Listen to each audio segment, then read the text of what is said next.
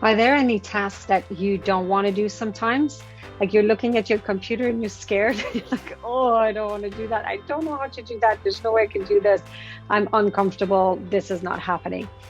So that is a really convincing thing to keep you from doing that thing and then to choose instead to procrastinate. So in our procrastination series, this is part number 4 already. So in the first part, we've identified 5 different types of procrastination, trying to identify which one we are so that we can understand our behaviors more, so that we can control specifically the type of procrastination that we are doing. In the second blog, we talked about the first kind of procrastination, the fun procrastination. So people that do the fun procrastination are often choosing something that is exciting instead of choosing something that's boring. Last time, we talked about the second type of procrastination, the distraction procrastination. So it's talking about all the outside stimuli who are attacking us and making us choose to do something different because they will come and attract our attention and fight for our attention. Today is one of the most popular type of procrastination, the anxious procrastination. So people that do anxious type of procrastination are people who choose to put a task aside because it's scaring them. Okay, so understanding that procrastination happens in our brain, it seems that in this type of procrastination, it's an emotion control regulation problem. So it seems that we cannot control this emotion that is overwhelming. So the procrastination becomes a coping mechanism, right? So that there's anxiety that's caused by this task that we don't want to do. And procrastination is our coping mechanism to keep us from having this anxiety in the prefrontal cortex.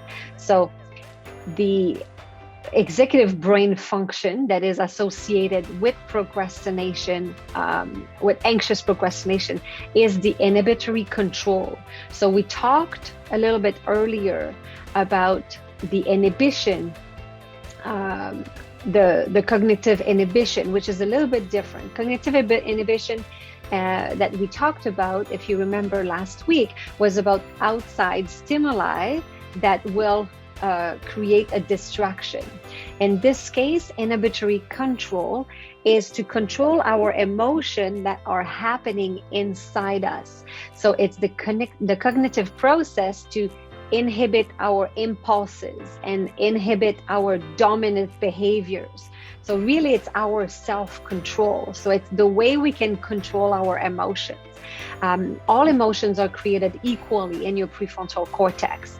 And when we become overwhelmed, when we are scared or afraid or anxious about something, we are in what we call a prefrontal cortex overload. And you have seen a lot of people, when they get overwhelmed, they grab their head. It's really happening right here in the front part of the head. We are overwhelmed. So I have a few solutions for you. So the first one is to understand that these emotions are created all equally in the prefrontal cortex. Your brain doesn't know the difference between anxiety or excitement. They're all powerful emotions. I never really call an emotion negative or positive. They are very powerful and they're all equal. If you decide that this emotion is negative, more likely your brain will shoot 1,400 chemicals through your bloodstream that will slow you down, like cortisol. You're familiar with this. If you choose that it's excitement, your brain will send you a feel-good chemical through your bloodstream so that you start being excited and you have energy to face the task ahead of you. So understanding a few things will help you if you are guilty of this type of procrastination. The first one is understanding that these emotions are powerful and they're like a delivery truck that is in your driveway. So every time you feel uncomfortable with a task, visualize that you have a truck in your driveway and all you have to do is open the door and grab the package.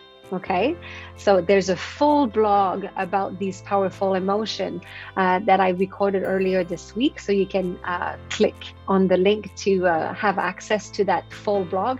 I'll give you a very short Reader's Digest version of it. So there's a truck in your driveway. It has a package for you.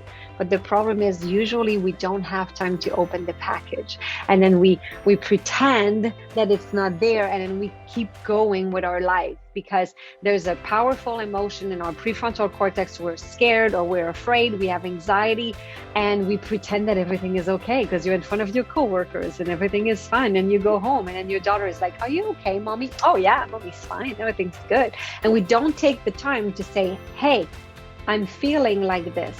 What does that mean for me?" So you have to collect the package because as soon as the package is delivered, the truck's going to go away and leave your driveway. The problem is that a lot of people don't take the time to do that. How do you do that specifically? You ask yourself, what am I learning? What is my positive learning? That's in the package. So you have to open the door and say, okay, I'm uncomfortable right now. I don't like this. What am I learning? I must be learning.